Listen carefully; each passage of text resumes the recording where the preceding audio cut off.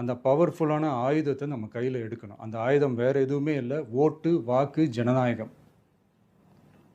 அது இருந்தால் தான் நம்ம அந்த வெற்றியை நோக்கியே நம்மளால் பயணிக்க முடியும்.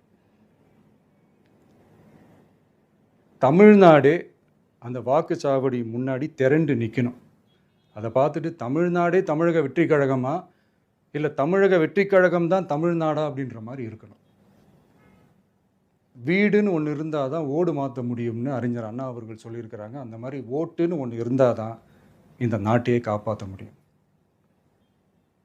அப்புறம் இன்னொரு முக்கியமான விஷயம், அந்த எனிமரேஷன் ஃபார்ம் நீங்கள் ஆன்லைனில் நீங்கள் ஃபில்அப் பண்ணும்போது அதில் ஒரு சில ப்ராப்ளம்ஸ் வர்றதுக்கு வாய்ப்பு இருக்குது. அது உங்களுடைய ஓட்டர் ஐடியில் இருக்கிற உங்கள் பேரும் ஆதார் கார்டில் இருக்கிற பேரும் அந்த ஸ்பெல்லிங், இனிஷியல்ஸ் எல்லாமே ஒரே மாதிரி இருந்தால் தான் அது அக்செப்ட் ஆகும், இல்லைன்னா அக்செப்ட் ஆகாது. அது கொஞ்சம் கேர்ஃபுல்லாக பண்ணுங்கள்.